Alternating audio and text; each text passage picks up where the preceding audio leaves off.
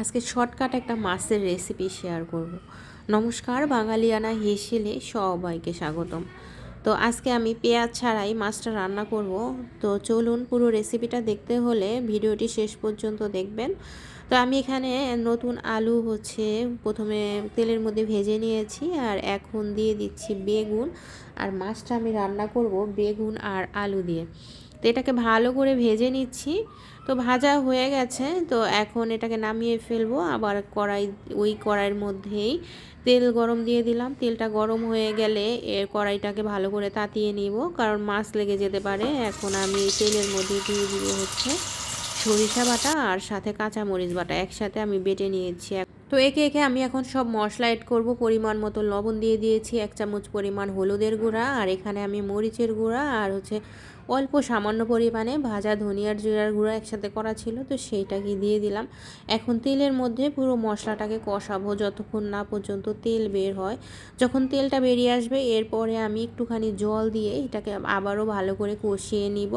যখন একদম ফুটে উঠবে, তখন এর মধ্যে দিয়ে দিব মাছ। তো এটা কি মাছ অবশ্যই সবাই চিনেন, এটা বাটা মাছ, একদম তাজা ফ্রেশ মাছ, আর ফ্রিজে রাখা হয়নি, তাই আমি এটা এইভাবেই রান্না করলাম। তো সব সময় তো আমরা সরিষা বাটা দিয়ে অন্য মাছ খাই, ইলিশ মাছ তো ফেমাস। তো ভাবলাম যে বাটা মাছটাও আজকে সরিষা বাটা দিয়ে রান্না করি আর আপনাদের মাঝে একটু শেয়ার করি। তো পরে মাছটা দেওয়ার পরে আমি সাথে সাথেই উল্টিয়ে দিচ্ছি, কারণ সিদ্ধ হয়ে গেলে কিন্তু মাছ আর উল্টানো যাবে না। তো যখন আমি যতটুকু জল দিয়েছি জলটা যখন টেনে আসবে, তখন আলু আর বেগুন ভাজাটা দিয়ে দিব।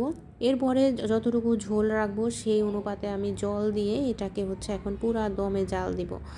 আসলে শীতকালে না, যেইভাবে ইচ্ছা সেইভাবে রান্না করলে যে কোনো রান্নাই খেতে কিন্তু ভীষণ ভালো লাগে। তো এখন মাছ আর তরকারি সিদ্ধ হওয়া পর্যন্ত এটাকে জাল দিব। বারবার নেড়ে দিচ্ছি, যেহেতু আমি আর চামচ ব্যবহার করতে পারবো না, কারণ মাছ ভেঙে যাবে। এই জন্য আমি বারবার কড়াইটা ধরে নেড়ে দিচ্ছি। আর নামানোর আগে ধনিয়া পাতা দিয়ে দিব।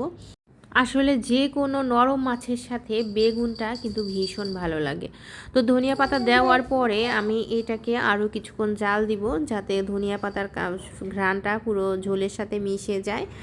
আর চারপাশ থেকে ঝোল উঠিয়ে উঠিয়ে মাঝখানে দিয়ে দিচ্ছি, আর সাবধানেই নেড়ে নিচ্ছি, কারণ মাছ ভেঙে যেতে পারে যেহেতু নরম মাছ। তো আমি আসলে কখনোই বাটা মাছ এইভাবে সরিষা বাটা দিয়ে খাওয়া হয়নি। তো ভাবলাম যে একটু রান্না করি, দেখি এর স্বাদটা কেমন। সত্যি কথা বলতে খুবই ভালো হয়েছে এই মাছটা খেতে। অন্যান্য মাছের মতোই স্বাদটা কিন্তু আলাদা। তো আজকে এই পর্যন্তই। সবাই ভালো থাকবেন, সুস্থ থাকবেন। কথা হবে নতুন কোনো রেসিপিতে।